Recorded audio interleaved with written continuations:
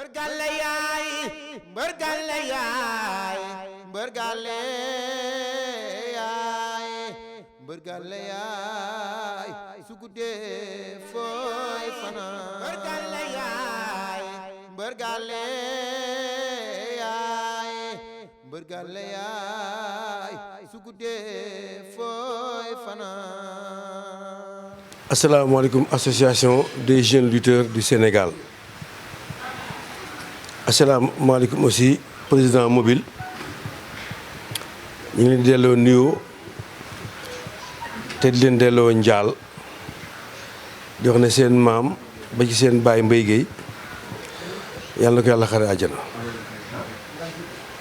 lii nag lu am solo la def déplacement ñëw feddali kóllëre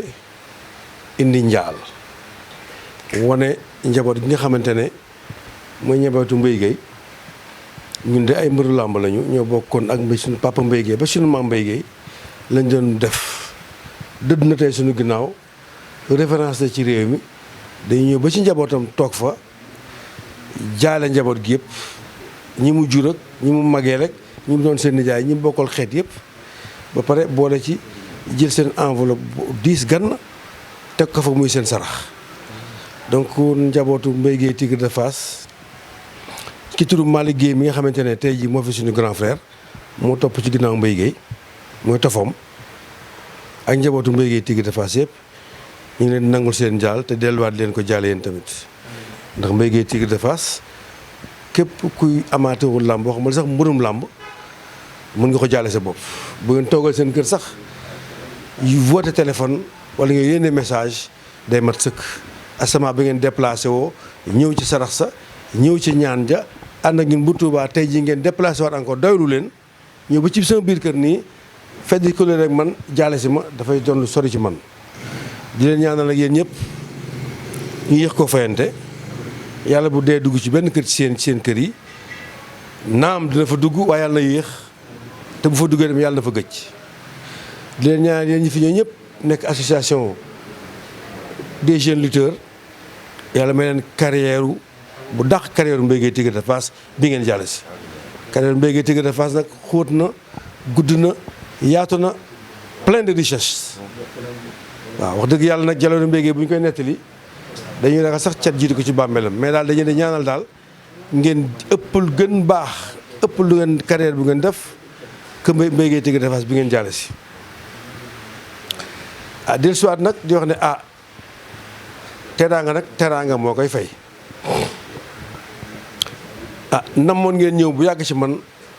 pour seet si ma def ma parrain d'honneur association des jeunes lutteurs ngeen ñëw fi ak ngeen ñàkk fi ñëw itam ak ngeen wax kook ngeen ñàkk ko wax xam ngeen loolu naturellement dama koy nangu. yaakaar naa képp ku nekk ci yéen seq naa yow relation man ak yow ki téléphone wala man ak yow comme ni ko président mobile waxee sànq daje ca salle d'entraînement mbaa mbedd ma wax ko sama xalaat.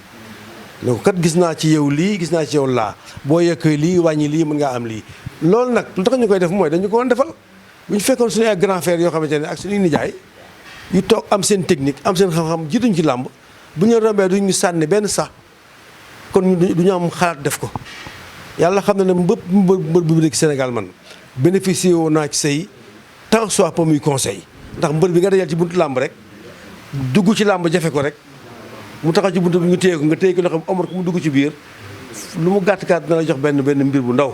te mbir boobu nag jarul xeeb man nag ku ne xam ne nag écurie Fass dañu ma tàggate ba fa laa doone mbër ba fa laa tàggate aussi ñeen ñi nga xamante ne ay mbër lañu waaye yàlla dogal na nag ku ma ki dajee rek sama mbër nga moo tax des fois su ma wax dañ naan Tafa Gueye xamuñu koo faral pas assez naa fu may faralaate mën naa féete ndax dama yore écurie boo xam ne dañu ma ko tàggat ma fay dem tàggataate yor ay mbër yoo xamante ne sama keppaar la ñuy màgge ci la ñuy noyee te ay champion lañu bëgg a doon mais teew luy xalaat ak lu baax lu jëm ci làmb su ma ko xamee dama koy yëkkat teg ci loxo ku mu mun doon ndax ñun tamit dañoo bëgg ñëpp nekk champion foog ñu fàttali ko ne làmb pour mu neex foog champion yi bari ca jamono yi ñoom Mbaye Guèye ba doon ay champion moo tax ñu daan bëri seen biir autant de fois dañoo bëri woon ay champion dañ daan toog ba jeudi sax dem ñu jox leen combat jeudi ñu dem samedi bëri ji dimanche ñu xëy bëri ji waat loolu na dafa rare léegi bon accepté naa vraiment ak cœur bu yaatu li nga xamante ne moom ngeen jëmale ci man muy ma bokk seen parrain nag conseil la du ngeen ci wéet nag parce que dinañ ci ànd aussi ak l' association bi nga xam ne moo ko jiite muy association des sages de la lutte ay borom xam-xam fa nekk ci làmb yore ay écurie yore ay doom yuy bëre woon ba bàyyi bëre yem ak man at ñi am 55 ans jàpp 60 ans ba ki ci mag tey jii am na 78 ans nga xam ne kon association bu dul caaxaan la ñooñu baax nañ ci conseil baax nañ ci xaar maay seen président naam te maa ci gën a jeune waaye nag du ma yëkkati dara di ko def te quand même ànduma ci ak ñoom ci waxtaan ba ñu conseillé ma ci biir association des sages dama ci am comité de sages 5 yoo xamante ne lu ma bëgg a décider maa bëgg ko def dama ci waxtaan ak ñoom ba ñu d'accord ci ak man ma doog ko jawal te lu ñoom tamit samay nawle mbër lañu Birahim Ndiaye la Amadou Kati Diop la Grand Mbaye Cissé la Ibou Ndafa la El Hadj Touré Jumbóori la ak ñeneen ñoo ñëpp ci association bi lañ bokk donc ñooñu ñëpp dinañ dégg tey ne les jeunes lutteurs kat ñëw nañu sagal si ma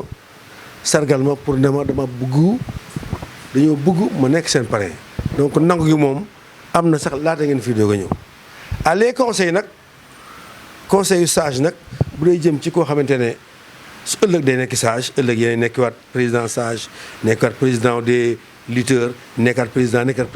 parce que noonu la àddina yi tëddee nit ñi dañuy dem ba mu yàgg duñu mënati wala ñu dem ba mu yàgg seen tànk diis ku ci mel ni Birahim Ndiaye tànk bi diis na lool te mooy suñu trésorier te chaque fois day jaabante diggante banque ak échange de monnaie yeeg ku cotisé wul di jaabante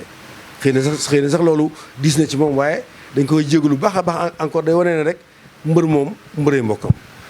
il faut nag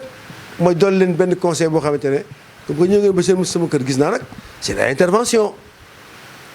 mu doon ay intervention yu am pertinence ay intervention yoo xamante ne ku xamuloo mën nga ko gisee neneen waaye nag doomu aadama bu mu mun doon ci àdduna foog nga défendre sa intérêt naam làmb bari na association mën nañu association des anciennes gloires ñoom tubaab jor neen yàlla yërëm ñoom moor gi ci bokk ñëpp tey ji wuyu ji nañu association des mbëru démb ba tey association des sages ci anciens lutteurs yi ci lutteurs en activité yi mu jóg ñu changé tudd du Sénégal ba tey les jeunes lutteurs après autant dina am parce que loolu mooy may doole làmb mouvement associatif mooy sax yëkkati nguur ba ci kaw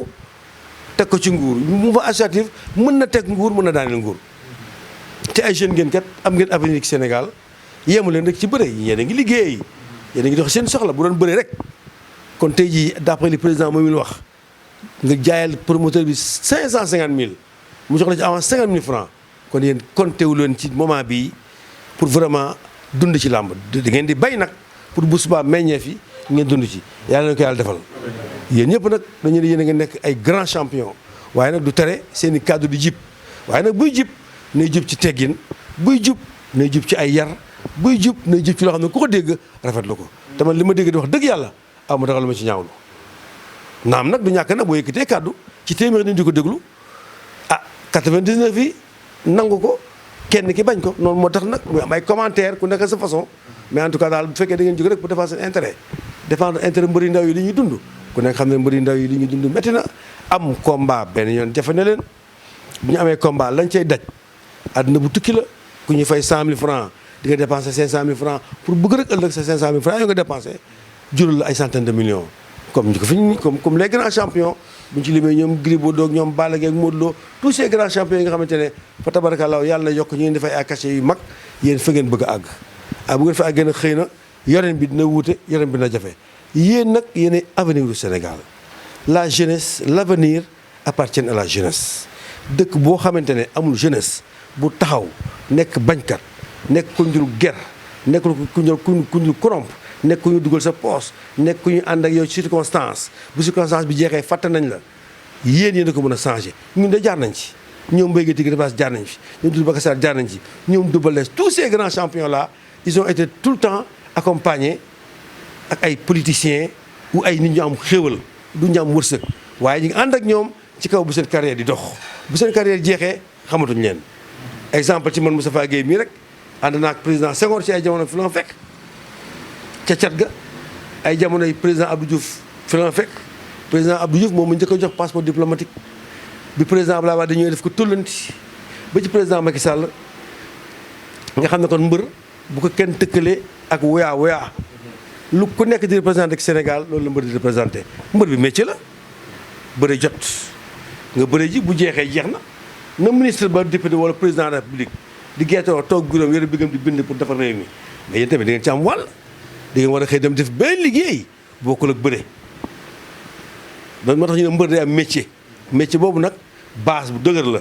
bëre bi nag passion la boo koy def na ca fullaak fayda mat sotte koo saafara sotte koo saw sax seccu yuuxoon te waxante bu jeexee bu ñu la tegalee micro bi nañ xam ne kii di wax il est réfléchi yar nañ ci kër ga mu jógee métier am nag lay def comme ni ko Moustapha Guèye defee comme ni ko Mouhamed Ndao Tyson defee comme ni ko Yékini defee comme ni ko saamu jeex ku ci nekk yaa ngi dellusiwaat tey toog sa kër uuf sa njaboot fàtte luy bëre waaye xol ba bëree nga ca bu ñu seyoon ñun dañu am doole comme yéen am 25 ans 28 ans 30 ans di bëre ba nëgëri waaye dañuy dem bu dugg 60 ans nag tànk yi diis loxo yi diis xalaat bi bari xalaatutoo bëre waaye nag lépp lu nekk suñu xam-xam nekk suñu xel ak suñu yéene mooy man de mbër doon lu rëy ci Sénégal wallaahi azim moomu gënal kenn ku mu mën doon lu rëy ci Sénégal. poste ministère yi mbër war na ko mën a occupé poste député yi mbër yi war na ko occupé poste place assemblée nationale yeeg yi ñu institution yi ñu teg Sénégal yëpp bu ki nekk waroon na mën a am un de nos références leaders bu fa toog di fa béy waaram. doon nañ gis au temps Sénat Ablaye Diack duggoon na fa Mbaye Guèye doon nañ gis ne Papa Diop au temps de Ablaye Wade nekkoon na fa un conseiller ainsi de suite yooyu yëpp yu raar la. xëy na comportement la waaye nag li ñuy neex ci làmb ëllëg ñun mootuñu ko defar yéen yi màgg toll ci 30 ans jëm suuf ak 20 ans jëm suuf bëgg a jël pousse bi ci ñun pour mu bañ a réer foog seen taxawaay yi rek jekkaay boo xamante ne du ngeen dépendant du ngeen yaakaar ci kenn pour nekk un champion sa bopp nga njëkk a yaakaar d'abord pour doog a yaakaar ci kenn ku la jàppale te ko lay jàppale rek bu la jàppalee da ngay nekk mbër bu la jàppalu da ngay nekk mbër neex na nag bu jàppale la ndax am combat am autorité wala nga am kenn koo xamante ne yàlla da ko may xéwal mu ñu assister la ba say charge wàññeeku say sarax mën a jàll nga mën a ngemb dem bëri gi tranquillement am ndam loolu mbër bu nekk du ko bëgg waaye kooku di ko defal tamit bu mu tax mu toog si diggu bopp bu mu tax mu toog sa place su ndey bu mu tax mu toog sa place su baay yow yaay créé personnalité boobu sa yow ba ki ngay àndal nawle ngay ànd ak moom yow mbër bi da nga war a tagal kooku sax kooku la jàppale pour nga réussir da nga war di ko taral ci ay mbubb yu rafet di ko tagal ci ay tabaski di ko tagal ci ay di tagal ay soxnaam ak ay njabootam donc yooyu conseil daal mooy yi nga xamante ne su ma ko gënee taaw yi dina fa gën a gudd ba ñu dugg ci domaine boo xamante ne di génn contexte bi waaye daal li ëmb lépp daal mooy daal ñu ngi di leen delloowaat njaal ji leen ñaanal ngeen sut ba fan fuuf seen baay Mbaye Guèye am lu mu amul def lu mu amul def lu mu deful comme boo ci gàttal daal famille Moustapha Guèye Mbaye Guèye ak ñaan ñi ngay gànn yooyu yëpp ñu ngi di delloo njukkal di leen wax ne leen suñu waajur woowu di Mbaye Guèye yàlla na ko yàlla yërëm te yéexenu xare ko àjjana yéen itam tànk yi tuyaaba yi ngeen ñëw nii yàlla ko yàlla ful ba mu ay millions xëpp ko ci seen njaboot te dara bañ leen jot yàlla bu leen feebar yàlla bu leen yàqu yàlla bu leen yàqule salaamaaleykum wa rahmatulahi taala wa barakaatuhu